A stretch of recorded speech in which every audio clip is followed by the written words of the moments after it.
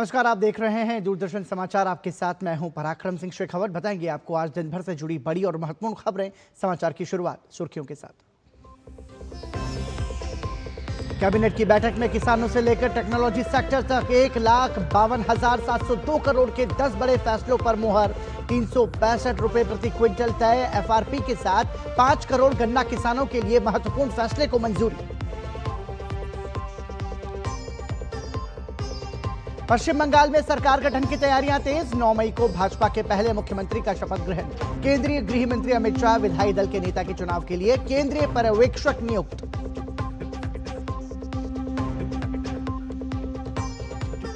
इस्तीफा देने से इनकार की जिद के साथ ममता बनर्जी ने भवानीपुर सीट को लेकर लगाए आरोप। चुनाव आयोग ने आरोपों को बताया निराधार। भाजपा नेताओं ने निराधार स्वीकार कर सत्ता मोह त्याग करने की दी सलाह। भाजपा ने असम के लिए केंद्रीय मंत्री जेपी नड्डा को किया केंद्रीय पर्यवेक्षक नियुक्त। हरियाणा मुख्यमंत्री नायब सिंह सैनी को बनाया गया सह पर्यवेक्षक। असम में जीत की हैट्रिक के साथ जश्न का माहौल।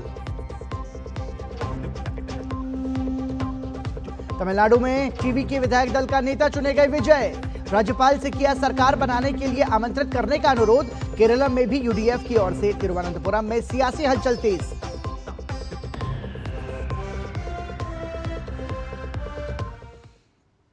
सुर्खियों के बाद खबरों पर नजर विस्तार से। 4 राज्यों के चुनावी नतीजों ने लोकतंत्र का एक बार फिर साफ संदेश दे दिया है। जनादेश से बड़ा कोई नहीं। पश्चिम बंगाल में इस बार सियासी तस्वीर पूरी तरह से बदल गई है। जहां भाजपा की प्रचंड जीत ने वर्षों से कायम सत्ता के किले को ध्वस्त कर दिया, लेकिन करारी हार के बावजूद निवर्तमान मुख्यमंत्री ममता बनर्जी अब नई जिद पर अड़ी हैं, और वो है मुख्यमंत्री पद से इस्तीफा न देने की जिद। लोगों की निगाहें अब आगे के पॉलिटिकल ड्रामे के साथ ही बंगाल में बनने जा रही नई सरकार और भाजपा के पहले मुख्यमंत्री के शपथ ग्रहण पर टिकी हैं। वहीं पश्चिम बंगाल में भाजपा की एक और सीट पर जीत के साथ उसकी कुल सीटों की संख्या 207 हो गई है। रिकाउंटिंग में न्यू टाउन सीट पर भाजपा ने 314 वोटों से जीत दर्ज की है। 4 राज्यों में हुए विधानसभा चुनावों के नतीजों ने यह साबित कर दिया है कि लोकतंत्र में जनाधार ही सर्वोपरि होता है। बात पश्चिम बंगाल की करें तो भाजपा की एक तरफा जीत ने टीएमसी के दशकों के किले को ढहाकर राज्य में डबल इंजन सरकार को मजबूती देकर विकास की पटरी पर लौटाने का काम किया है। अब सभी की निगाहें बंगाल में भाजपा के पहले मुख्यमंत्री के शपथ ग्रहण पर है, जिसके लिए 9 मई की तारीख की घोषणा की गई है। सरकार गठन को लेकर तेज हलचल के बीच भाजपा संसदीय बोर्ड ने पश्चिम बंगाल में केंद्रीय गृह मंत्री अमित शाह को बंगाल बीजेपी का ऑब्जर्वर नियुक्त किया है। वहीं ओडिशा के मुख्यमंत्री सीएम मोहन चरण मांझी को सह पर्यवेक्षक नियुक्त किया गया है। भाजपा का खेमा जीत के जश्न में डूबा है। पार्टी नेता इसे पीएम मोदी के नेतृत्व में कार्यकर्ताओं की मेहनत और जनता के समर्थन का परिणाम बताते हैं। ये देश का जीत है। लोकतंत्र मजबूत हो गया है, क्योंकि मोदी जी ने बहुत क्लियर संदेश दे चुका है कि ये पॉलिटिकल वायलेंस बंद होना चाहिए पश्चिम बंगाल में। इतना बड़ा जीत पश्चिम बंगाल में पूरा नरेंद्र मोदी जी का जीत है, जनता का जीत। पश्चिम बंगाल विधानसभा चुनाव में भाजपा की जीत के साथ ही तृणमूल कांग्रेस प्रमुख ममता बनर्जी और उनके कई मंत्रियों का चुनाव हारना साफ दिखाता है कि बंगाल के लोगों ने टीएमसी सरकार को सिरे से नकार दिया है। पश्चिम बंगाल चुनाव में करारी हार के बाद टीएमसी चीफ ममता बनर्जी ने भाजपा की भारी जीत को अनैतिक करार दिया और जिद पर अड़ते हुए इस्तीफा देने से भी इनकार कर दिया। यदि केउ मने करें जे आमी की रेजिग्नेशन दिते होबे, no, not that. Now also I want to say that we didn't lose the election. It is their forceful attempt to defeat us. वहीं भाजपा ममता बनर्जी के बयानों को तर्कहीन बता रही है। ऐसा चीज कभी नहीं सुना न देखा कि किसी ने चुनाव में हार करके कहता है कि मैं इस्तीफा नहीं दूंगी। पार्टी प्रवक्ता बताएगा, कॉन्स्टिट्यूशन में सब लिखा हुआ है, ज्यादा बोलने का जरूरत नहीं। वहीं चुनाव आयोग ने ममता बनर्जी के आरोपों को बेबुनियाद और झूठा करार दिया है। चुनाव आयोग की ओर से कहा गया है कि सभी नियमों का पालन करते हुए मतगणना निष्पक्ष तरीके से संपन्न की गई और सीसीटीवी में सब कुछ रिकॉर्ड है। डीईओ कोलकाता साउथ की रिपोर्ट में साफ तौर पर कहा गया कि मतगणना की प्रक्रिया भारत निर्वाचन आयोग द्वारा निर्धारित सभी उचित प्रक्रियाओं, नियमों का पालन करते हुए स्वतंत्र, निष्पक्ष और पारदर्शी तरीके से संपन्न की गई। सीसीटीवी कभी भी बंद नहीं किया गया था और एआईटीसी उम्मीदवार तथा माननीय मुख्यमंत्री के साथ कथित तौर पर धक्का मुक्की की कोई भी घटना पूरी तरह से बेबुनियाद और मनगढ़ंत है। সেগুলো তো কোনো কমপ্লেন্ট আসেনি আমাদের কাছে, যে মার খেয়েছে ও কমপ্লেন্ট করতে পারে, যেটা আছে কমপ্লেন্ট হতো তো এফআইআর থাকতো। আমি ডিও সঙ্গে কথা করলাম, ওখানে কিছু অলোক ছিল, নোবডি হ্যাজ কোঅপারেটেড দিস। জিনিস আমি কিছু বলতে পারবো না, উনি আছেন অনারেবল চিফ মিনিস্টার, উনি যেটা আছে আইনটা সব জানেন, এতবার উনি তো এমপি ছিলেন, ইউনিয়ন মিনিস্টার ছিলেন, সব ছিলেন। আমার বলা কিছু শোভা দিচ্ছে না, দেশের সংবিধান जो আছে সুপ্রিম আছে। पश्चिम बंगाल विधानसभा की 294 सीटों के लिए पहले चरण में 152 सीटों पर 23 अप्रैल को मतदान हुआ था, जबकि दूसरे चरण के लिए 29 अप्रैल को 142 सीटों पर वोट डाले गए थे। दोनों चरणों में राज्य में जमकर वोटिंग हुई थी, जो कि देश में किसी भी राज्य में मतदान का नया रिकॉर्ड रहा। हालांकि चुनाव परिणामों में पश्चिम बंगाल में तृणमूल कांग्रेस सरकार की भारी हार प्रबल सत्ता विरोधी लहर और अलोकप्रियता को दर्शाती है, क्योंकि विधानसभा चुनाव में मुख्यमंत्री ममता बनर्जी समेत 35 मंत्रियों में से 22 को पराजय का सामना करना पड़ा। ऐसे में जनाधार को अस्वीकार करती निवर्तमान मुख्यमंत्री ममता बनर्जी की आगे की राह और जटिल नजर आ रही है। Bureau report, DD news. TMC अध्यक्ष ममता बनर्जी ने पश्चिम बंगाल चुनाव में भारी हार के बाद चुनाव आयोग पर पक्षपात करने का आरोप लगाया है। इस आरोप का खंडन करते हुए राज्य के मुख्य चुनाव अधिकारी मनोज कुमार अग्रवाल ने कहा कि चुनाव आयोग ने सभी नियमों का पालन किया है और देश का संविधान सर्वोपरि है। उन्होंने ये भी कहा कि पश्चिम बंगाल का चुनाव पारदर्शी और निष्पक्ष तरीके से हुआ है।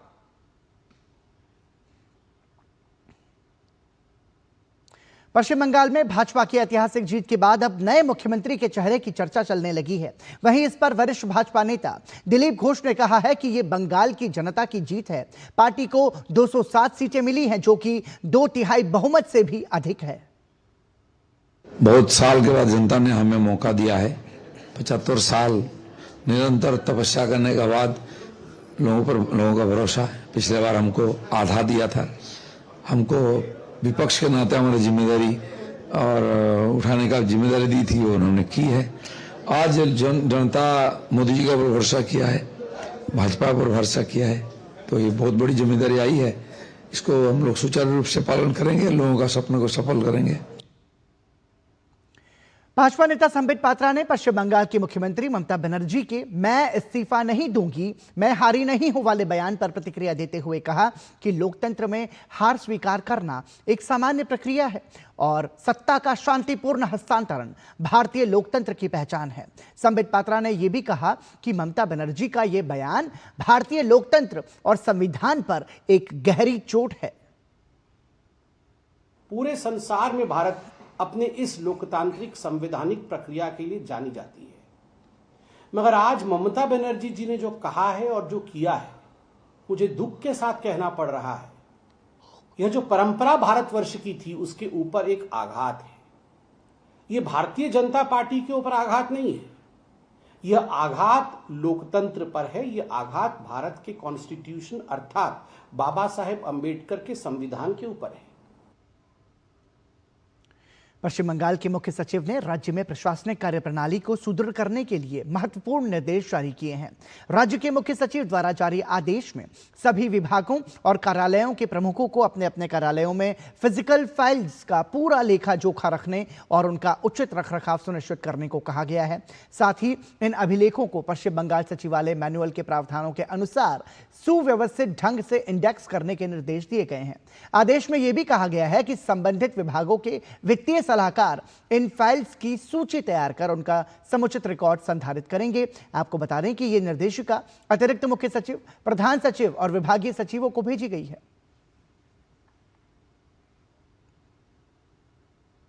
पश्चिम बंगाल विधानसभा चुनाव में भाजपा ने पूर्ण बहुमत हासिल किया है। भाजपा की ऐतिहासिक जीत पर नबन्ना सचिवालय में शानदार जश्न मनाया गया।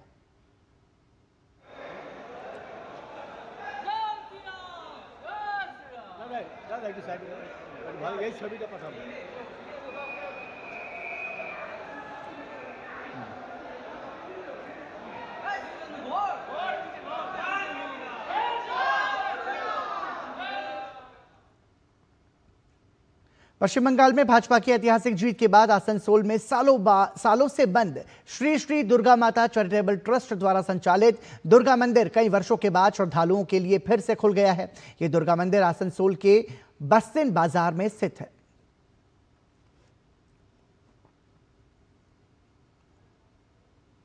तमिलनाडु की सियासत में इस बार एक नया अध्याय खुलता नजर आ रहा है। अभिनेता से नेता बने सी जोसेफ विजय की पार्टी टीवीके ने शानदार प्रदर्शन करते हुए राजनीतिक समीकरण ही बदल दिए हैं। जनादेश के बाद अब नजरें सरकार गठन की कवायद और सत्ता के नए चेहरे पर टिकी हैं। तमिलनाडु में विधानसभा चुनाव की मतगणना पूरी होने के बाद राजनीतिक गतिविधियां तेज हो गई हैं। अभिनेता से राजनेता बने सी जोसेफ विजय की पार्टी तमिलगा वेट्री कज़गम राज्य की सबसे बड़ी पार्टी बनकर उभरी है। पार्टी के शानदार चुनावी प्रदर्शन के बाद नवनिर्वाचित टीवी के विधायक चेन्नई के पास पेन्यूयूर स्थित पार्टी मुख्यालय में एकत्र हुए और विजय को औपचारिक रूप से अपना विधायक दल का नेता चुना। बैठक में पहली बार निर्वाचित हुए पार्टी सदस्य उत्साहित और जोश से भरे नजर आए। विधायक दल का नेता चुने जाने के साथ ही यह लगभग तय माना जा रहा है कि विजय ही मुख्यमंत्री पद की जिम्मेदारी संभालेंगे। टीवी के राज्य की सबसे बड़ी पार्टी बनकर उभरी है। उधर तमिलनाडु के राज्यपाल राजेंद्र विश्वनाथ आर्लेकर ने मंगलवार को मुख्यमंत्री एमके स्टालिन का इस्तीफा स्वीकार कर लिया और उनसे नई सरकार के गठन तक कार्यवाहक मुख्यमंत्री के रूप में पद पर बने रहने का अनुरोध किया। विधानसभा चुनाव में सत्तारूढ़ द्रविड़ मुनेत्र कड़गम की हार के बाद स्टालिन ने सोमवार को अपने पद से इस्तीफा दे दिया था। राज्य में विधानसभा चुनाव में पहली बार मैदान में उतरी टीवीके ने 108 सीटों पर जीत दर्ज कर सबसे बड़ी पार्टी के रूप में उभरकर राजनीतिक समीकरण बदल लिए हैं। वहीं द्रमुक गठबंधन इस चुनाव में केवल 59 सीटों पर सिमट गया और अब उसे विपक्ष में बैठना होगा। दूसरी ओर अन्ना द्रमुक ने 47 सीटें जीत तीसरा स्थान हासिल किया। राज्य में अब नई सरकार के गठन की प्रक्रिया तेज हो गई है। राजनीतिक विश्लेषकों के अनुसार सबसे बड़ी पार्टी होने के नाते टीवीके को सरकार बनाने का पहला अवसर मिल सकता है। हालांकि बहुमत से दूर होने के कारण उसे समर्थन की जरूरत होगी। Bureau report, DD news. देश के अलग अलग हिस्सों से आए चुनावी नतीजों के बाद अब सत्ता गठन की सरगर्मियां तेज हो गई हैं। पुदुचेरी से लेकर असम और केरलम तक जनादेश ने नई राजनीतिक तस्वीर गढ़ दी है। कहीं एनडीए बहुमत के साथ वापसी कर रही है तो कहीं सत्ता परिवर्तन ने सियासी समीकरण बदल दिए हैं। ऐसे में अब सभी की नजरें नई सरकार के गठन और अगले नेतृत्व पर टिकी हैं। केंद्र शासित प्रदेश पुडुचेरी में विधानसभा चुनाव में एनडीए को दोबारा बहुमत मिलने के बाद सरकार गठन की प्रक्रिया तेज हो गई है। केंद्रीय पर्यवेक्षक डॉक्टर मनसुख मांडविया और केंद्रीय सह पर्यवेक्षक निर्मल कुमार सुराना की मौजूदगी में भाजपा कार्यालय में मीटिंग हुई, जिसमें केंद्र शासित प्रदेश के वर्तमान गृह और खेल मंत्री ए नमसिवियन को बीजेपी विधायक दल का नेता चुना गया। पुडुचेरी में एनडीए सहयोगी दल एआईएनआरसी ने 12 सीट और भाजपा ने 4, अन्ना द्रमुक और एलजेके ने 1-1 सीट पर जीत हासिल की है। कांग्रेस के नेतृत्व वाले गठबंधन ने 6 सीटें जीती हैं, जिसमें कांग्रेस ने 1 और द्रमुक 5 सीटों पर विजयी हुई है। तमिलनाडु में भारी जीत हासिल करने वाली टीवीके के नेतृत्व वाली गठबंधन ने 2 सीट जीती हैं। एनवाईएमके ने 1 सीट और 3 निर्दलीय उम्मीदवारों ने भी चुनाव में जीत हासिल की है। थट्टन चावड़ी विधानसभा सीट से एआईएनआरसी उम्मीदवार एवं मुख्यमंत्री एन रंगास्वामी विजयी हुए हैं। वहीं असम विधानसभा चुनाव में प्रचंड बहुमत हासिल करने के बाद भाजपा ने सरकार गठन की प्रक्रिया तेज कर दी है। इसी क्रम में भाजपा ने केंद्रीय पर्यवेक्षकों की नियुक्ति भी कर दी है। गुवाहाटी में भाजपा राज्य मुख्यालय में घटक दलों की बैठक हुई, जिसमें आगे की रणनीति पर विचार विमर्श भी हुआ। आसाम के जनता का जो आशाएं है, अपेक्षाएं है, उसको हम एक एक करके जो हमने उनको प्रोमिसेस किया है, जो संकल्प पत्र, जो मैनिफेस्टो हमने बनाया है, मैनिफेस्टो के हर एक विषय प्रायोरिटी के साथ हम उसको इम्प्लीमेंट करेंगे। पार्टी ने असम में विधायक दल के नेता के चुनाव के लिए केंद्रीय मंत्री जेपी नड्डा को केंद्रीय पर्यवेक्षक और हरियाणा के मुख्यमंत्री नायब सिंह सैनी को सह पर्यवेक्षक नियुक्त किया है। भाजपा ने जीत के लिए असम वासियों को धन्यवाद किया है, तो वहीं करारी हार के बाद कांग्रेस आत्ममंथन की बात कर रही है। मैं असम वासियों को धन्यवाद देता हूँ। आपने प्रधानमंत्री जी का ऊपर जो कॉन्फिडेंस दिखाया, हम लोग बहुत ही ग्रेटफुल है और असम में विकास का गंगा बहते रहे, इसलिए भारत सरकार और असम सरकार डबल इंजन सरकार काम करेगा। कुछ दिन बाद हम अपने सारे कैंडिडेट्स और विनिंग कैंडिडेट्स को गुवाहाटी में बुलाएंगे, उनके साथ हमारी बैठक होगी। असम में भाजपा को स्पष्ट और निर्णायक जनादेश मिला है। 126 सदस्यीय विधानसभा में भारतीय जनता पार्टी 82 सीटें जीतकर लगातार तीसरी बार सरकार बनाने जा रही है। कांग्रेस को 19 सीटों पर संतोष करना पड़ा, जबकि असम गण परिषद और बोडोलैंड पीपुल्स फ्रंट को 10-10 सीटें मिली हैं।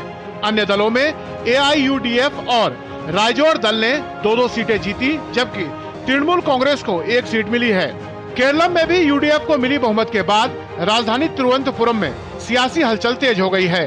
कांग्रेस पार्टी किसी भी वक्त पर्यवेक्षकों की नियुक्ति कर सकती है, जो मुख्यमंत्री के चयन को लेकर कांग्रेस विधायक दल की बैठक आयोजित कराएंगे और UDF की मीटिंग के बाद मुख्यमंत्री पद पर फैसला होगा। We will conduct the meeting only after the decision of the AICC. We will give the date and we will organize the meeting of UDF. Then we will decide. Keralam विधानसभा की 140 seat में से UDF ने 102 seat जीती हैं, जबकि मार्क्सवादी communist party नीत LDF को महज 35 सीट पर संतोष करना पड़ा। इस चुनाव में भाजपा ने पहले से बेहतर प्रदर्शन करते हुए 3 सीटें जीती। वोट शेयर के मामले में NDA ने राज्य में अपनी कुल संख्या में सुधार किया है। पिछले विधानसभा चुनाव में गठबंधन का वोट शेयर घटकर 12.51 रह गया था, जो चुनाव आयोग के शुरुआती आंकड़ों के अनुसार 30 लाख से कुछ ज्यादा वोटों के बराबर है। केरलम विधानसभा चुनाव के नतीजों पर बीजेपी विधायक वीर मुरलीधरन ने कहा कि ये CPI-M के अहंकार का जवाब है। फिलहाल पिनराई विजयन ने चुनावी हार को स्वीकार करते हुए अपने पद से इस्तीफा दे दिया है। अब देखना है कि UDF का अगला कदम क्या होता है। ब्यूरो इनपुट के साथ अश्विनी मिश्र की रिपोर्ट, TD न्यूज। असम विधानसभा चुनाव के परिणाम आने के बाद भाजपा और सहयोगी दलों की बैठक भाजपा प्रदेश मुख्यालय में हुई और उसके बाद संयुक्त रूप से एक प्रेस कॉन्फ्रेंस का भी आयोजन किया गया। भाजपा के घटक दलों ने एकजुटता का प्रदर्शन करते हुए कहा कि राज्य में ऐतिहासिक जीत केंद्र सरकार और राज्य सरकार की कल्याणकारी नीतियों और भाजपा की समावेशी राजनीति का परिणाम है, जिसमें हर एक वर्ग को प्रतिनिधित्व मिला है। बहुमत से इस बार गवर्नमेंट कर रहा है, तो बीजेपी ने 82 सीट मिला, AGP 10, BPF 10 और देखिए landslide victory. So I extend my heartfelt thanks to the people of Assam. मुख्यमंत्री का बेटे हार गए और हमारे CM ने जितना कम लास्ट 5 साल यहाँ पे किया है। असम विधानसभा चुनाव के नतीजे आने के बाद अब सरकार गठन की प्रक्रिया तेज हो गई है। वहीं इसी पर असम भाजपा अध्यक्ष दिलीप सैकिया ने बताया कि केंद्रीय पर्यवेक्षकों की नियुक्ति कर दी गई है। गुवाहाटी में भाजपा राज्य मुख्यालय में घटक दलों की बैठक हुई, जिसमें आगे की रणनीति पर विचार विमर्श भी हुआ है। हम लोग कलेक्टिवली चुनाव लड़ा है NDA के नाते, और NDA का बड़ा एक घटक दल असम गण परिषद है, और असम गण परिषद के साथ हमारा रिश्ता नया नहीं है। 2001 से असम गण परिषद के साथ हमारा अलायंस रहा है, और लास्ट लोकसभा में भी हम लोग एक साथ चुनाव लड़े, और सब लोगों ने जिस हिसाब से चुनाव प्रसार में हम लोग लगे थे उसका भी आकलन हमने किया, और सब लोग NDA परिवार के वरिष्ठ नेता हो या कार्यकर्ता हो, इस हिसाब से सब लोगों ने खुशी जताई है। चुनाव में ऐतिहासिक सफलता के बाद असम के मुख्यमंत्री हिमंता बिस्वा शर्मा ने कांग्रेस नेता पवन खेड़ा पर तंज कसा है। मुख्यमंत्री हिमंता बिस्वा शर्मा ने कहा कि जब पुलिस पवन खेड़ा को गुवाहाटी बुलाएगी तो वो उन्हें पेड़ा खिलाकर धन्यवाद देंगे। उन्होंने ये भी दावा किया कि पवन खेड़ा की प्रेस कॉन्फ्रेंस ने भाजपा को बड़ा फायदा पहुंचाया है। हिमंता बिस्वा शर्मा के मुताबिक उस प्रेस कॉन्फ्रेंस के बाद मतदाताओं का रुझान बदला और बड़ी संख्या में वोट भाजपा के पक्ष में आए। उन्होंने ये तक कहा कि इसी का असर रहा कि कांग्रेस नेता गौरव गोगोई अपनी सीट से ही हार गए। पवन खेड़ा जी ने जो प्रेस कॉन्फ्रेंस किया, ये प्रेस कॉन्फ्रेंस हमें जिताने में बहुत बड़ा अच्छा रोल प्ले किया। ये प्रेस कॉन्फ्रेंस का कारण काफी वोट हमारे तरफ शिफ्ट हुए। गौरव गोगोई का भी सीट हारे। अभी पुलिस जब पवन खेरा जी को यहाँ बुलाएगा, उनको मैं पेड़ा खिला के धन्यवाद दूंगा कि आपका कारण हमें इतना सीट ज्यादा मिला। बड़ा पेड़ा खिलाऊंगा। आम आदमी पार्टी के 6 सांसदों के भाजपा में विलय के मुद्दे पर सियासी घमासान तेज हो गया है। इसी मुद्दे को लेकर आज पंजाब के मुख्यमंत्री भगवंत मान ने राष्ट्रपति द्रौपदी मुर्मू से मुलाकात की। राष्ट्रपति से मुलाकात के बाद भगवंत मान ने कहा कि इन सांसदों ने पार्टी छोड़कर जनता के भरोसे के साथ धोखा किया है, इसलिए उनकी सदस्यता तुरंत खत्म की जानी चाहिए। मान ने इसे लोकतांत्रिक मूल्यों की रक्षा के लिए जरूरी कदम बताया। द्रौपदी मुर्मू जी ने मैं मिलके आया, मीटिंग करके आया। जो पिछले दिनी संविधान दी हत्या, लोकतंत्र दी हत्या हुई है कि अचानक 7 MP ਜਿਹੜੇ ਨੇ ਉਹ ਇਕੱਠੇ ਹੋ ਕੇ ਆਪਣੇ ਆਪ ਹੀ ਇਹ ਕਹਿੰਦੇ ਨੇ ਕਿ ਅਸੀਂ ਹੁਣ ਆਹ ਪਾਰਟੀ ਬਣ ਗਏ। ਅਸੀਂ ਆਹ ਪਾਰਟੀ ਨਹੀਂ ਰਹੇ, ਹੁਣ ਅਸੀਂ ਆਹ ਪਾਰਟੀ ਬਣ ਗਏ। ਰਾਘਵ ਚੱਡਾ ਆਪ ਹੀ ਇਹ ਗੱਲਾਂ ਕਹਿੰਦਾ ਰਿਹਾ ਕਿ ਇੱਕ ਵਾਸ਼ਿੰਗ ਮਸ਼ੀਨ ਹੈ बीजेपी ਜਿਹੜੀ ਬਿਨਾਂ ਡਿਟਰਜੈਂਟ ਤੋਂ ਸਫਾਈ ਕਰ ਦਿੰਦੀ ਹੈ ਤੇ ਉਸੇ ਮਸ਼ੀਨ ਦੇ ਵਿੱਚ ਆਪ ਚਲਾ ਗਿਆ ਹੁਣ।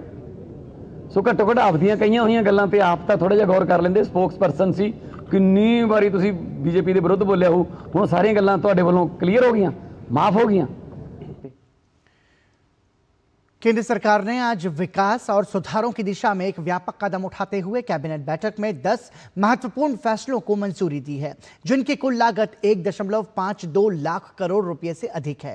कृषि से लेकर उद्योग, रेलवे, सेमीकंडक्टर्स और न्याय व्यवस्था तक हर क्षेत्र को मजबूत करने पर जोर दिया गया है। कपास मिशन, गन्ना किसानों के लिए FRP, रेलवे मल्टी ट्रैकिंग और सुप्रीम कोर्ट में जजों की संख्या बढ़ाने जैसे महत्वपूर्ण फैसले इस बैठक की खासियत रहे। देखिए ये खास रिपोर्ट। देश की अर्थव्यवस्था, कृषि, उद्योग और बुनियादी ढांचे को नई गति देने के लिए केंद्र सरकार ने बड़ा कदम उठाया है। आज हुई केंद्रीय मंत्रिमंडल की बैठक में 10 महत्वपूर्ण फैसलों को मंजूरी दी गई, जिनकी कुल लागत करीब 1,52,702 करोड़ रुपए है। बैठक में कृषि क्षेत्र को सशक्त बनाने पर विशेष जोर दिया गया। कैबिनेट ने 5,659 करोड़ रुपए के बजट के साथ कपास क्रांति यानी मिशन फॉर कॉटन प्रोडक्टिविटी को मंजूरी दी है। इसका लक्ष्य 2030-31 तक कपास उत्पादन में आत्मनिर्भरता हासिल करना और वैश्विक टेक्सटाइल बाजार में भारत की प्रतिस्पर्धा को मजबूत करना है। इससे 32 लाख किसानों को फायदा होगा। इसमें किसानों के लिए कॉटन प्रोडक्टिविटी का, कपास क्रांति का फैसला है। फिर शुगर केन का जो नया सीजन है उसमें करीब शुगर केन के किसानों को 1 लाख करोड़ के आसपास का टोटल बेनिफिट मिलेगा। जो वेस्ट एशिया में कॉन्फ्लिक्ट चल रहा है उसके लिए बहुत इंपॉर्टेंट एक emergency credit line guarantee scheme बनाई गई है, उसका आज फैसला लिया गया 18,000 करोड़ रुपए का। शिप रिपेयर फैसिलिटी वाडीनार में 1570 करोड़ रुपए का। 2 सेमीकंडक्टर के नए प्रोजेक्ट्स क्रिस्टल और सुची, ये दोनों आज अप्रूव हुए। और रेलवे के 3 प्रोजेक्ट्स हैं, 3rd और 4th लाइन के। और जुडिशरी को स्ट्रेंथन करने के लिए सुप्रीम कोर्ट का एक फैसला लिया गया है, जो आज के बड़े फैसले। गन्ना किसानों को राहत देते हुए 2026-27 सीजन के लिए उचित एवं लाभकारी मूल्य 365 रुपए प्रति क्विंटल तय किया गया है। इस फैसले से करीब 5 करोड़ किसानों और लाखों श्रमिकों को लाभ मिलने की उम्मीद है। इसके लिए 1 लाख करोड़ रुपए का प्रावधान किया गया है। गन्ना किसानों के लिए बहुत एक इम्पोर्टेंट अब तक के फैसले लिए गए। मैं सीधा इस चार्ट पे आता हूँ।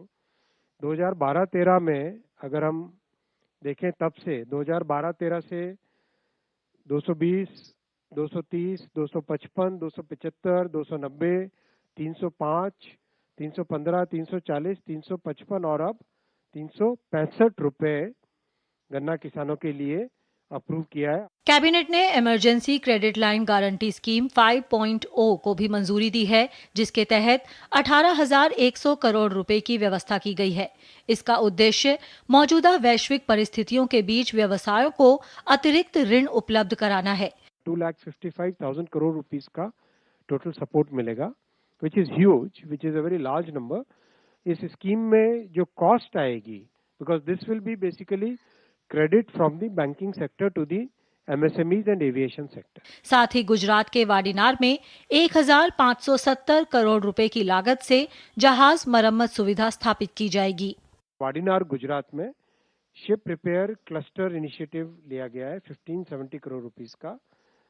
2 फ्लोटिंग ड्राई डॉक्स होंगे इसमें 300 मीटर्स इन लेंथ, और डीप नेचुरल ड्राफ्ट है यहाँ पर, जिसपे 14 मीटर की ड्राफ्ट है। 14 मीटर की ड्राफ्ट माने बहुत बड़े शिप्स भी यहाँ पर आ सकते हैं। तकनीकी क्षेत्र में भी बड़ा कदम उठाते हुए 3,900 करोड़ रुपए से अधिक निवेश वाली 2 सेमीकंडक्टर इकाइयों को मंजूरी दी गई है। ये परियोजनाएं भारत को मिनी और माइक्रो LED डिस्प्ले निर्माण में आत्मनिर्भर बनाने की दिशा में अहम साबित होंगी। रेलवे इंफ्रास्ट्रक्चर को मजबूत करने के लिए 3 मल्टी ट्रैकिंग परियोजनाओं को भी हरी झंडी दी गई है। 23,437 करोड़ रुपए की लागत वाली इन परियोजनाओं के तहत नागदा मथुरा, गुंटकल वाडी और बुढ़वल सीतापुर खंडों पर तीसरी और चौथी लाइन बिछाई जाएगी। इससे 901 किलोमीटर नेटवर्क बढ़ेगा और 4,161 गांवों की कनेक्टिविटी बेहतर होगी।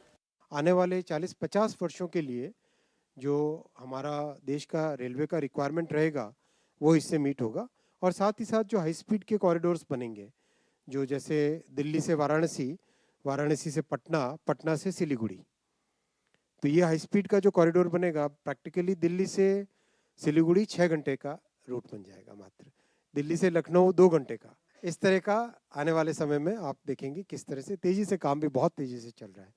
वहीं न्यायिक व्यवस्था को सुदृढ़ करने के लिए सुप्रीम कोर्ट जजों की संख्या संशोधन बिल 2026 लाने के प्रस्ताव को मंजूरी दी गई है, जिसमें सुप्रीम कोर्ट में CJI को छोड़कर न्यायाधीशों की संख्या 33 से बढ़ाकर 37 करने का प्रावधान है। कुल मिलाकर कैबिनेट के ये फैसले कृषि से लेकर उद्योग, इंफ्रास्ट्रक्चर और न्याय व्यवस्था तक व्यापक सुधार की दिशा में एक महत्वपूर्ण पहल माने जा रहे हैं। Bureau report, DD news.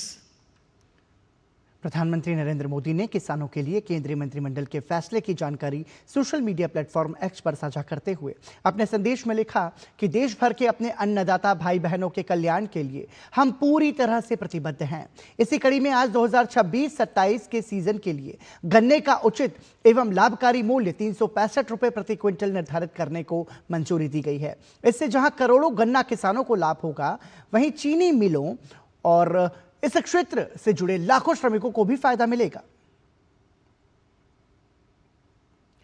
और प्रधानमंत्री ने X पर अपने एक पोस्ट में लिखा, कपास उत्पादन में देश को आत्मनिर्भर बनाने के लिए हमारी सरकार संकल्पबद्ध है। इसी दिशा में एक महत्वपूर्ण कदम उठाते हुए कपास उत्पादकता मिशन को मंजूरी दी गई है।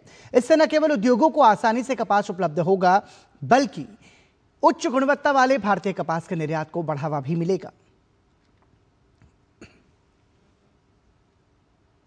कैबिनेट ने 2 और नई सेमीकंडक्टर मैन्युफैक्चरिंग यूनिट्स को भी मंजूरी दे दी है। इन परियोजनाओं में कुल मिलाकर 3,900 करोड़ रुपए से अधिक का निवेश किया जाएगा। प्रधानमंत्री मोदी ने सोशल मीडिया प्लेटफॉर्म X पर जानकारी साझा करते हुए अपने संदेश में लिखा, इंडिया सेमीकंडक्टर मिशन के तहत नई परियोजनाओं को कैबिनेट की मंजूरी भारत को वैश्विक सेमीकंडक्टर वैल्यू चेन में एक अग्रणी देश बनाने की हमारी कोशिशों का एक हिस्सा है। इसमें मैन्युफैक्चरिंग, पैकेजिंग और एडवांस्ड मटेरियल्स पर खास ध्यान दिया गया है। सेमीकंडक्टर के क्षेत्र में भारत की प्रगति से आर्थिक बदलाव और तकनीकी आत्मनिर्भरता को बढ़ावा मिलेगा, साथ ही इनोवेशन इकोसिस्टम को भी प्रोत्साहन मिलेगा। कैबिनेट ने देश के कारोबारियों और विशेष रूप से सूक्ष्म, लघु एवं मध्यम उद्यमी यानी MSME सेक्टर को बड़ी राहत देते हुए emergency credit line guarantee scheme 5.0 को मंजूरी दी है। केंद्रीय मंत्रिमंडल के इस फैसले पर प्रधानमंत्री नरेंद्र मोदी ने सोशल मीडिया प्लेटफॉर्म X पर जानकारी साझा करते हुए लिखा कि मंत्रिमंडल द्वारा अनुमोदित emergency credit line guarantee scheme ECLGS 5.0 मुश्किल वैश्विक दौर में भारत के व्यवसायों, विशेष रूप से MSME क्षेत्र को सहयोग देने के प्रति हमारी प्रतिबद्धता को दर्शाती है। मजबूत गारंटी कवरेज के साथ अतिरिक्त ऋण प्रवाह को संभव बनाकर यह पहल विभिन्न क्षेत्रों की मदद करेगी। हमारा मुख्य ध्यान उद्यमों को सशक्त बनाने, विकास की गति को बनाए रखने और आजीविका की सुरक्षा सुनिश्चित करने पर केंद्रित है।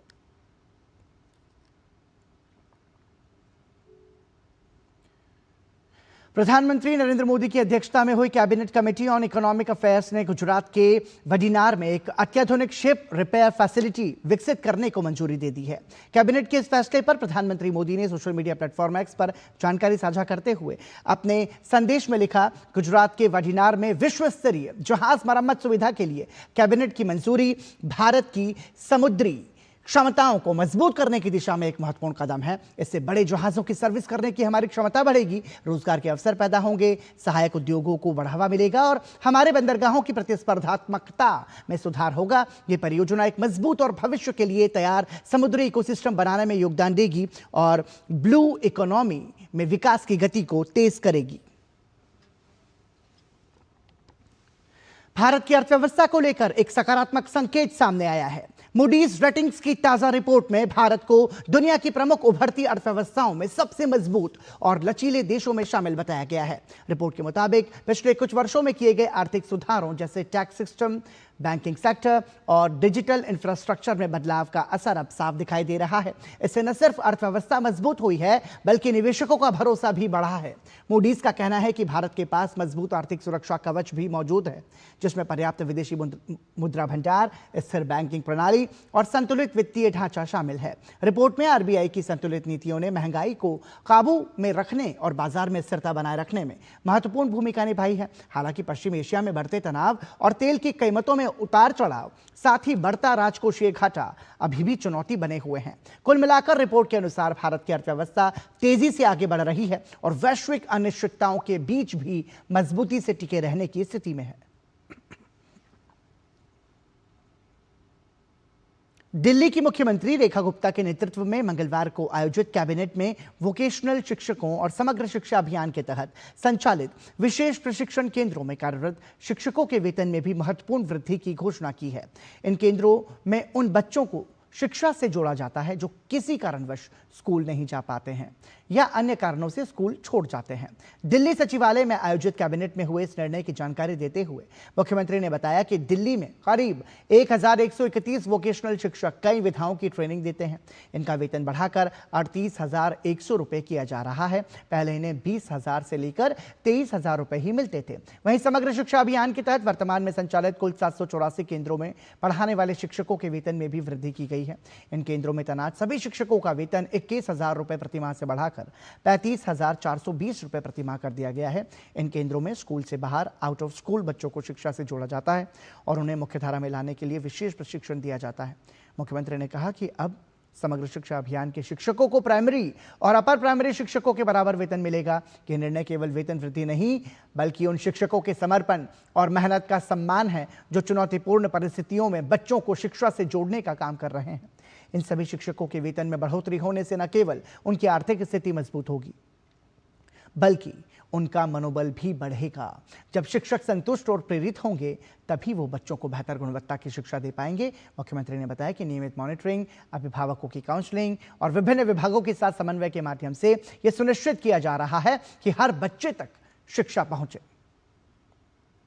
मुंबई अहमदाबाद बुलेट ट्रेन परियोजना में बड़ा इंजीनियरिंग कारनामा सामने आया है। अहमदाबाद के मणिनगर में सक्रिय रेलवे ट्रैक के ऊपर महज 22 दिनों में 5 भारी पोर्टल बीम सफलतापूर्वक लॉन्च किए गए। इन बीमों का वजन 1170 से 1360 मीट्रिक टन के बीच है और हर बीम को सिर्फ 3.5 घंटे में स्थापित किया गया, जो पहले लगने वाले समय से कहीं तेज है। खास बात यह रही कि हर बीम को महज 3.5 घंटे में स्थापित किया गया, जो पहले लगने वाले लगभग 9 घंटे के मुकाबले काफी तेज है। यह जटिल काम सीमित जगह, ओवरहेड इलेक्ट्रिक लाइंस और चालू रेलवे ट्रैक्स के बीच 2200 टन क्षमता वाले क्रॉलर क्रेन की मदद से किया गया, जिसका पहली बार इस तरह से इस्तेमाल किया गया।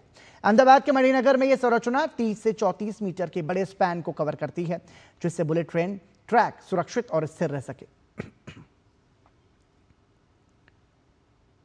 भारत और जापान के बीच अपने द्विपक्षीय संबंधों, स्वास्थ्य प्रणालियों और नवाचार को बढ़ावा देने के संदर्भ में वार्ता हुई। भारत मंडपम में आयोजित स्वास्थ्य सेवा पर तीसरी संयुक्त समिति की बैठक में दोनों देशों ने आपसी सहयोग के भविष्य की रूपरेखा तैयार की। बैठक को संबोधित करते हुए केंद्रीय स्वास्थ्य एवं परिवार कल्याण मंत्री जेपी नड्डा ने कहा कि भारत जापान सहयोग एक साझा दृष्टिकोण से प्रेरित है, जिसका उद्देश्य स्वास्थ्य प्रणालियों को सशक्त बनाना, स्वास्थ्य सेवाओं की पहुंच में सुधार करना और बेहतर स्वास्थ्य परिणामों के लिए नवाचार को बढ़ावा देना है। उन्होंने ये भी स्पष्ट किया कि प्रधानमंत्री नरेंद्र मोदी के नेतृत्व में भारत सबका साथ सबका विकास के सिद्धांत के तहत समावेशी विकास के लिए पूरी तरह से प्रतिबद्ध है। इस बैठक में जापान की स्वास्थ्य सेवा नीति की प्रभारी मंत्री किमी ओनोदा ने भी हिस्सा लिया। उन्होंने चिकित्सा क्षेत्र में तकनीकी अनुसंधान और नवाचार के माध्यम से स्वास्थ्य सहयोग को आगे बढ़ाने के लिए जापान की निरंतर प्रतिबद्धता को दोहराया। केंद्रीय शिक्षा मंत्री धर्मेंद्र प्रधान ने मंगलवार को नई दिल्ली में IIT मद्रास द्वारा आयोजित टेक्नोलॉजी समिट का उद्घाटन किया। इस आयोजन का उद्देश्य भारत के विकास के लिए तकनीक आधारित समाधान तैयार करना है, जिसमें सरकार, उद्योग जगत, शिक्षा जगत और स्टार्टअप्स एक साथ एक मंच पर आए। सम्मेलन को संबोधित करते हुए शिक्षा मंत्री धर्मेंद्र प्रधान ने कहा कि प्रधानमंत्री नरेंद्र मोदी के नेतृत्व में केंद्र सरकार रिसर्च सेक्टर में नया इकोसिस्टम तैयार करने के लिए प्रतिबद्ध है। उन्होंने कहा कि शोध और नवाचार के लिए केंद्र सरकार ने 1 लाख करोड़ रुपए की राशि आवंटित की है। Now, on the leadership of Prime Minister Narendra Modi ji, our government is committed to create a new research and innovation ecosystem in country, starting from Atal Tinkering Lab to high-end research funded by ANRF. Government of India has allocated 1 lakh crore rupees for RDI Research Development Innovation Fund, giving grant to private sector, giving soft loan to innovate grant to startups. It will work as a fund of the fund. We are committed, being an aspirational country, aspirational society. Our talent pool will create solution for not only for our country, they will create solution for global south, for the global human being. शिक्षा मंत्री धर्मेंद्र प्रधान ने कहा कि अगले महीने France में भारत की 100 से अधिक डीप टेक्नोलॉजी की प्रदर्शनी आयोजित की जाएगी, जिसका उद्घाटन प्रधानमंत्री नरेंद्र मोदी और फ्रांस के राष्ट्रपति मिलकर करेंगे। अगले महीना भारत फ्रांस में नीस में भारत की डीप टेक्नोलॉजी की एक बहुत बड़ी एग्जीबिशन आयोजन करने वाला है। देश की प्रधानमंत्री माननीय नरेंद्र मोदी जी और फ्रांस की प्रेसिडेंट आदरणीय मैक्रॉन दोनों उस उद्घाटन में रहेंगे। मैं मानता हूं भारत की कैपेसिटी को दुनिया में दिखाने के लिए भारत की इंस्टीट्यूशंस की 100 से ज़्यादा डीप टेक उसमें आएंगे। निश्चित रूप में वो वैश्विक इम्पैक्ट डालने वाला है। विदेश सचिव विक्रम मिस्री ने जापान में आर्थिक सुरक्षा की प्रभारी मंत्री और आर्टिफिशियल इंटेलिजेंस रणनीति की राज्य मंत्री किमी ओनोडा से मुलाकात की। दोनों पक्षों ने भारत जापान विशेष रणनीतिक और वैश्विक साझेदारी के महत्व को दोहराया और सुरक्षित, सुदृढ़ तथा विश्वसनीय आपूर्ति श्रृंखलाओं के लिए आर्थिक सुधार के क्षेत्र में सार्वजनिक निजी भागीदारी को और गहरा करने पर सहमति व्यक्त की। भारत और वियतनाम के रिश्तों में एक नई ऊर्जा और गहराई का दौर शुरू होता नजर आ रहा है। टो लाम के भारत दौरे ने न केवल रणनीतिक साझेदारी को मजबूती दी है, बल्कि सांस्कृतिक जुड़ाव को भी नई दिशा दी है। बोध गया की पावन धरती से शुरू हुई ये यात्रा अब दिल्ली में उच्च स्तरीय वार्ताओं के साथ महत्वपूर्ण पड़ाव पर पहुंचेगी। ऐसे में दोनों देशों के संबंधों को नई ऊंचाइयों तक ले जाने की उम्मीद और प्रबल हो गई है। भारत और वियतनाम के बीच गहराते रणनीतिक और सांस्कृतिक संबंधों को नई ऊर्जा देने के उद्देश्य से वियतनाम के राष्ट्रपति टो लाम 3 दिवसीय भारत दौरे पर हैं। अपने दौरे की शुरुआत उन्होंने बिहार के गयाजी से की, जहां उन्होंने विश्व प्रसिद्ध महाबोधि मंदिर में विशेष पूजा अर्चना की। यह वही पावन स्थल है जहां भगवान बुद्ध को ज्ञान की प्राप्ति हुई थी और जो वैश्विक बौद्ध समुदाय के लिए आस्था का केंद्र है। सम्राट चौधरी ने सोशल साइट एक्स पर लिखा कि राष्ट्रपति टो लाम का ऐतिहासिक दौरा भारत वियतनाम के प्रगाढ़ संबंधों को नई ऊंचाइयों तक ले जाएगा। गयाजी से दिल्ली पहुंचने पर गृह राज्य मंत्री नित्यानंद राय ने राष्ट्रपति की अगवानी की। राष्ट्रपति टो लाम के साथ उच्च स्तरीय प्रतिनिधि मंडल भी भारत आया है। बुधवार को राष्ट्रपति भवन में उनका औपचारिक स्वागत होगा, जिसके बाद प्रधानमंत्री नरेंद्र मोदी के साथ द्विपक्षीय वार्ता होगी। वे राष्ट्रपति द्रौपदी मुर्मू से भी मुलाकात करेंगे। राष्ट्रपति के दौरे पर विदेश मंत्रालय ने एक वीडियो साझा किया, जिसमें दोनों देशों की ऐतिहासिक और रणनीतिक संबंधों की झलकियां दिखाई गई हैं। विदेश मंत्रालय ने कहा कि इस वर्ष भारत और वियतनाम अपनी व्यापक रणनीतिक साझेदारी के 10 वर्ष पूरे होने का जश्न मना रहे हैं। यह यात्रा हमारे बहुआयामी और सुदृढ़ द्विपक्षीय संबंधों को और अधिक मजबूत बनाएगी। Bureau report, DD news. Bihar के गयाजी में विशेष पूजा के बाद वियतनाम के राष्ट्रपति दिल्ली पहुंच गए हैं। राष्ट्रपति टो लाम भारत की अपनी पहली राजकीय यात्रा पर हैं। गृह राज्य मंत्री नित्यानंद राय ने उनका स्वागत किया। विदेश मंत्रालय ने सोशल मीडिया पोस्ट में कहा कि ये यात्रा भारत और वियतनाम के बीच बहुआयामी और मजबूत द्विपक्षीय संबंधों को सुदृढ़ करेगी। राष्ट्रपति बनने के बाद उनका यह पहला भारत दौरा है, जिसमें उनके साथ मंत्रियों, वरिष्ठ अधिकारियों और एक मजबूत बिजनेस डेलीगेशन का भी साथ है। बुधवार को राष्ट्रपति टोलम का राष्ट्रपति भवन में औपचारिक स्वागत किया जाएगा। इसके बाद प्रधानमंत्री नरेंद्र मोदी और राष्ट्रपति टोलम के बीच द्विपक्षीय संबंधों के साथ साथ क्षेत्रीय और वैश्विक मुद्दों पर व्यापक बातचीत होगी। वहीं राष्ट्रपति द्रौपदी मुर्मू भी उनसे मुलाकात करेंगी। ये दौरा ऐसे समय में हो रहा है जब भारत और वियतनाम अपने व्यापक रणनीतिक साझेदारी के 10 वर्ष पूरे कर रहे हैं। अमेरिका और ईरान के बीच तनाव फिर बढ़ रहा है। हॉर्मुज में हो रही सैन्य घटनाओं के बाद दोनों पक्षों के बीच में फिर से पूर्ण युद्ध शुरू होने की आशंका अब बढ़ गई है। इन घटनाओं के बाद ईरान ने संयुक्त अरब अमीरात पर हमला कर दिया, जिसकी भारत सहित दुनिया के कई देशों ने निंदा की है। भारत के प्रधानमंत्री नरेंद्र मोदी ने भी इसको लेकर अपनी कड़ी प्रतिक्रिया दी है। वहीं बातचीत और कूटनीति के फ्रंट पर कोई बड़ी सफलता नहीं मिलने के बाद भी दुनिया यहां बन रहे हालातों को लेकर काफी चिंतित है। आइए आपको ताजा घटनाक्रम से जुड़ी एक रिपोर्ट दिखाते हैं और फिर ये रिपोर्ट आप देखिए। सीज़फायर के बावजूद पश्चिम एशिया एक बार फिर युद्ध के मुहाने पर पहुंच गया है। हॉर्मुज स्ट्रेट को खुलवाने की अमेरिकी मुहिम और ईरान की जवाबी कार्रवाई में संयुक्त अरब अमीरात पर हमले ने जंग की आशंका को और गहरा दिया है। पिछले कई महीनों से खतरे में पड़े तेल के रास्ते के कारण हालात लगातार बिगड़ते जा रहे हैं। हॉर्मुज पर नियंत्रण को लेकर समुद्र में धुआंधार गोलियां और मिसाइलें चल रही हैं। स्थिति तब और बिगड़ गई जब कई दौर के शांति वार्ता प्रस्ताव को खारिज कर दिए जाने के बाद अमेरिकी राष्ट्रपति डोनाल्ड ट्रंप ने हॉर्मुज में फंसे जहाजों को निकालने के लिए ऑपरेशन फ्रीडम की घोषणा करते हुए 2 विध्वंसक जहाज फारस खाड़ी में उतार दिया। साथ ही बड़ी संख्या में नौसैनिक, हवाई और जमीनी सेना की तैयारी कर ली। तेहरान समझ गया कि अगर अमेरिका अपने इरादे में कामयाब हो जाता है तो वो वार्ता में मोल भाव ठीक से नहीं कर सकता है। अमेरिकी सेना ने ईरान के 6 नावों को डुबाने का दावा किया। ईरान ने भी अमेरिकी जहाजों की ओर मिसाइलें दागने की बात कही। इस दौरान ईरान की तरफ से एक गलती हो गई, जिसकी चौतरफा निंदा हो रही है। ईरान ने संयुक्त अरब अमीरात के फुजैरा तेल सुविधा केंद्र पर ड्रोन हमला कर दिया, जिसके बाद आग लग गई। यूएई का दावा है कि ईरान की तरफ से 12 बैलिस्टिक, 4 क्रूज मिसाइलें और 4 ड्रोन दागे गए, जिसे नष्ट कर दिया गया है। इस हमले में 3 भारतीय भी घायल हो गए। प्रधानमंत्री नरेंद्र मोदी ने हमले की कड़ी निंदा करते हुए एक्स पर लिखा कि नागरिकों और बुनियादी ढांचे को निशाना बनाना अस्वीकार है। प्रधानमंत्री मोदी ने ये भी साफ कर दिया कि भारत मजबूती से यूएई के साथ खड़ा है।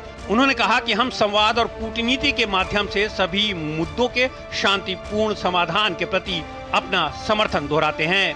इससे पहले विदेश मंत्रालय ने फुजैरा पर हुए हमले की कड़ी निंदा की थी।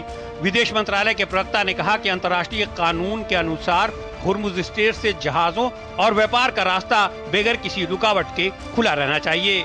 फ्रांस के राष्ट्रपति इमैनुअल मैक्रों ने भी यूएई के बुनियादी नागरिक ढांचों के खिलाफ ईरानी हमले को अनुचित और अस्वीकार बताया। इसके अलावा जर्मनी, ब्रिटेन, सऊदी अरब समेत कई देशों ने इसकी कड़ी निंदा की है। यूएई ने ईरान के खिलाफ दुनिया भर से मिले समर्थन संदेशों की सराहना की है। हालांकि ईरान ने फुजैरा पर हुए हमले के लिए अमेरिका को जिम्मेदार ठहराया है। ईरान का कहना है कि इस तेल क्षेत्र पर हमले की कोई योजना नहीं थी, लेकिन अमेरिका ने हॉर्मुज में जबरन रास्ता बनाने की कोशिश की, जिसके बाद हालात बिगड़ गए। आईआरजीसी ने चेतावनी देते हुए कहा है कि ईरान की अनुमति के बिना कोई भी सैन्य या व्यापारिक जहाज इस रास्ते से गुजरने की कोशिश करता है तो उसे परिणाम भुगतने होंगे। ईरानी संसद के स्पीकर बाकर कालिबाफ ने अमेरिका पर हॉर्मुज में जहाजों की आवाजाही और ऊर्जा सुरक्षा को खतरे में डालने का आरोप लगाया है। इस बीच दक्षिण कोरिया ने संकेत दिए हैं कि वो भी राष्ट्रपति ट्रंप के प्रोजेक्ट फ्रीडम का हिस्सा बन सकता है। रूस और यूक्रेन के बीच में एक तरफ जहां युद्ध भीषण बना हुआ है, वहीं दोनों देशों के बीच में एक निश्चित समय के लिए भी युद्ध विराम की घोषणा की गई है। इस सब के बीच रूस के ताजा भीषण हमलों के कारण इस युद्ध विराम पर भी संकट के बादल मंडरा रहे हैं। इन हमलों के कारण यूक्रेन के राष्ट्रपति ज़ेलेंस्की भी भड़के हुए हैं। युद्ध विराम की घोषणा के बीच जिस तरह के हालात यहां बने हुए हैं, उससे लगता है कि अगले कुछ दिनों में रणभूमि में कोई बड़ी घटना घट सकती है। आइए आपको ताजा घटनाक्रम से जुड़ी एक और रिपोर्ट दिखाते हैं।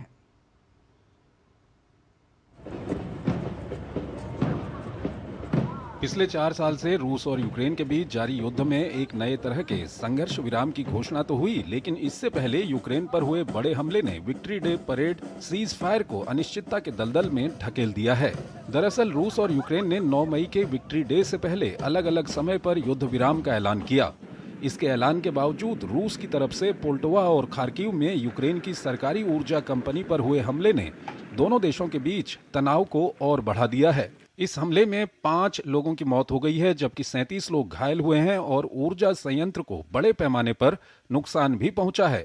यूक्रेन का दावा है कि रूस ने सोमवार शाम से 164 ड्रोन और 11 मिसाइलें दागी, जिनमें से अधिकतर को मार गिराया गया। यूक्रेन का कहना है कि हमले के कारण हजारों उपभोक्ताओं की गैस आपूर्ति बाधित हुई है।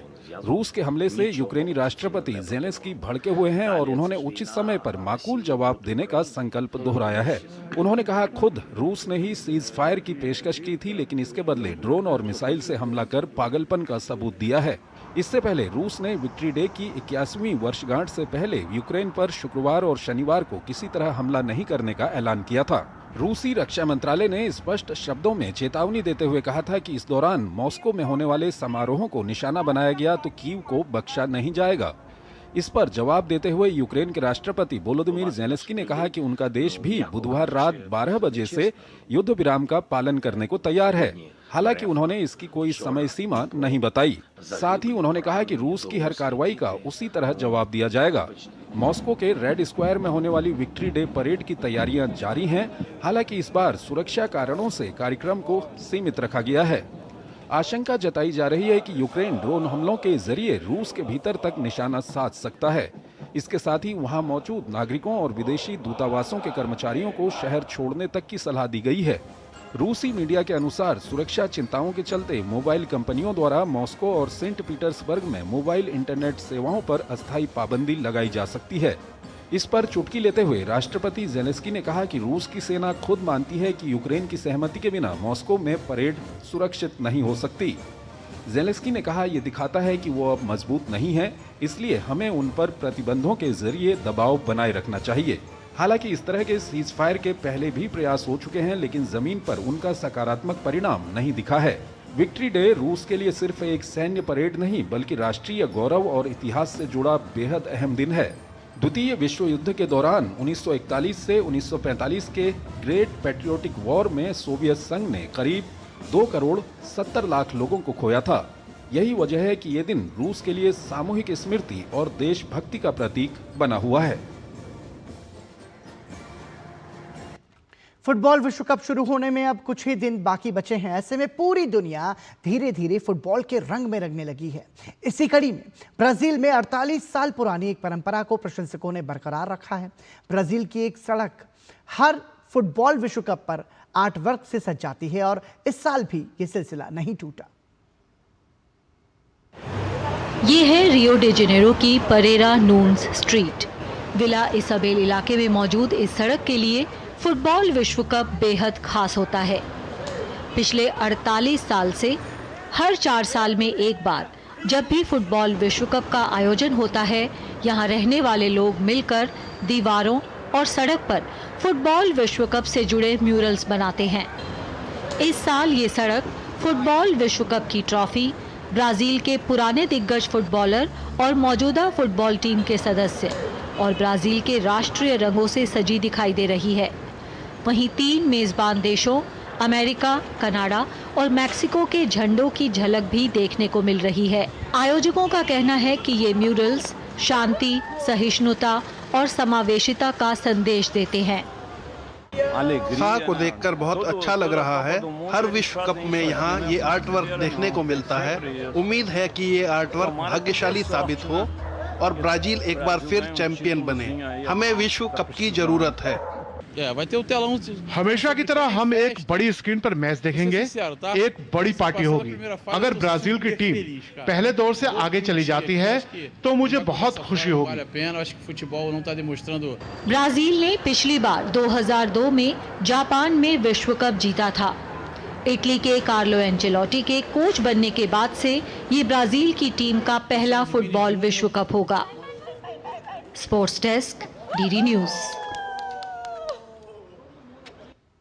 इंडियन प्रीमियर लीग में आज दिल्ली कैपिटल्स का सामना चेन्नई सुपर किंग्स से हो रहा है। दिल्ली कैपिटल्स ने पहले बल्लेबाजी करते हुए 20 ओवर में 7 विकेट पर 155 रन बनाए। दिल्ली की ओर से समीर रिजवी ने 40 रन की नाबाद पारी खेली। चेन्नई की ओर से नूर अहमद ने 3 ओवर में 22 रन देकर 2 विकेट लिए। भारतीय जनसंचार संस्थान IIMC ने दिल्ली पत्रकारिता के 200 वर्ष पूरे होने के उपलक्ष्य में अपनी शोध पत्रिका संचार माध्यम का विशेष अंक जारी किया है। राज्यसभा के उपसभापति हरिवंश ने IIMC की प्रमुख शोध पत्रिका संचार माध्यम के विशेष स्मारक अंक के विमोचन समारोह को संबोधित किया।